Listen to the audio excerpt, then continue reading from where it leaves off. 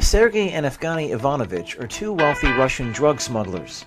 They deal in illegal pharmaceuticals, what they call Bob Marley pharmaceuticals, which they hide in their floorboards. And joining me right now is conservative filmmaker James O'Keefe. James, welcome to Houston's Morning News. Was that you setting up that scene there? That's me narrating the scene, yes. Excellent. I am just so happy that you were able to join us here this morning. Explain to me how it is that you can walk into the Ohio Jobs and Family Services intake office with a bizarre story, as we heard from your video. By the way, go to my blog at KTRH.com. Click on the Matt Patrick blog to see this video if you haven't seen it already.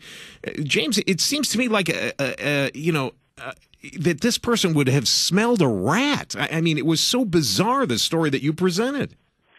Well, it was a bizarre story. We said that the two guys said that they were Russian, indicated that they dealt in drugs and, had underage sisters performing sex in exchange for drugs, and had a very, very, very expensive sports car with a gold engine worth, close to $1 million.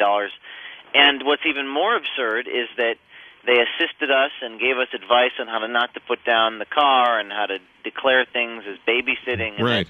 We went to South Carolina yesterday and did a similar thing where we posed as the Irish Republican Army. Not that even exists anymore. And the guy went in with a kilt, and they and nobody. I mean, nobody smells a rat. I mean, you've done this before. Yeah. You've gotten international attention for your videos. You would think that these government organizations would be on alert. Well, they're not on alert because there's so many of them, and there's so much fraud to go around. But our mission is to clean up society by making things more ethical, more transparent, more virtuous. But right. We find that nothing shocks these government bureaucrats.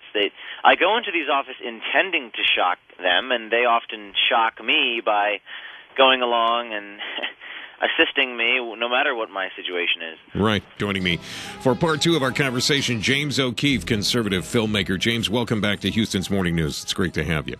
Thank you for having me. Hey, James, let me ask you this. Your undercover tactics, whether it's Acorn, NPR, or most recently the Medicaid office in Ohio, did anyone ever come after you? Are you very careful about what you do to make sure you don't do anything illegal?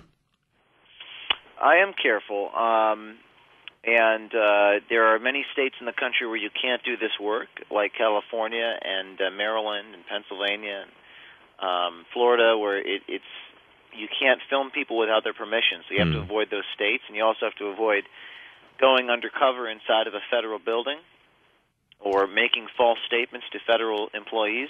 I disagree with that law, and I would even say that maybe one day it'll be overturned or interpreted to not criminalize what I do. I don't think that what I do is make false statements. I think if you're a reporter doing this, you're actually trying to get to the truth. Right. So it's not a material falsehood. But yes, the law is something that we have to be very careful about.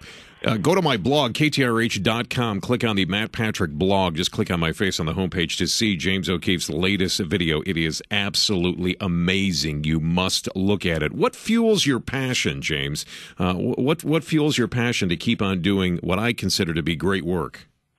Well, injustice is a broad word, but in my case, it's media misinformation.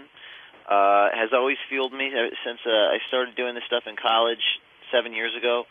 It's media bias and misinformation, an unwillingness of journalists to do the job. That we'd live in a better world if reporters and journalists and the media were telling us the truth about the world that we live in, the institutions, both public and private.